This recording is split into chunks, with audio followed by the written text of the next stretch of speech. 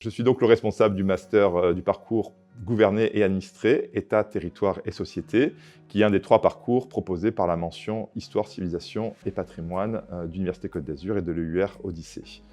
C'est un master qui propose donc en main un master recherche d'histoire assez classique, qui offre une formation assez générale dans le domaine de l'histoire et des sciences sociales en général, et qui a pour objectif de fournir une culture scientifique solide aux étudiants et une culture générale assez large.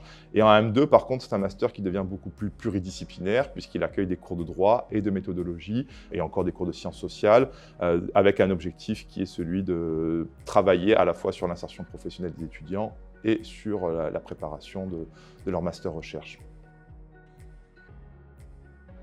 Le point fort du master, de ce parcours, c'est clairement son caractère hybride, puisqu'il permet à l'étudiant soit de privilégier une orientation recherche avec l'objectif de s'inscrire derrière en thèse, et donc à ce moment-là, il va utiliser son S4 pour faire un mémoire de recherche. Il a 6 mois pour pouvoir se consacrer à la rédaction de son mémoire de recherche et à la préparation de son projet de thèse. Soit il va privilégier son insertion professionnelle et à ce moment-là, il va utiliser le S3 pour préparer les épreuves des concours administratifs et le S4 pour faire un stage dans une administration et pour avoir toutes les compétences requises pour se présenter aux concours qui peuvent être soit attaché territorial, soit les IRA, qui sont les 2 objectifs du parcours.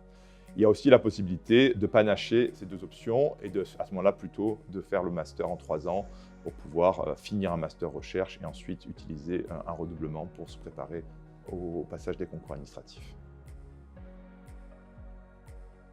Les débouchés sont logiquement l'enseignement et la recherche si l'étudiant a privilégié cette dimension-là du master, soit l'insertion professionnelle dans les métiers de la fonction publique territoriale et d'État. On vise plutôt des concours de catégorie cadre A ou des recrutements sous forme de CDD, de contractuels, qui sont les 2 principales possibilités offertes par la fonction publique aujourd'hui.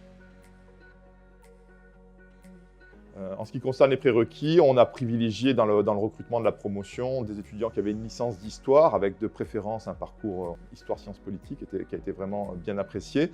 Mais on a aussi ouvert la promotion à des étudiants qui avaient une formation en droit ou en sciences politiques, voire en sociologie. Donc on a un recrutement assez hétérogène qui est conforme aux objectifs de la formation.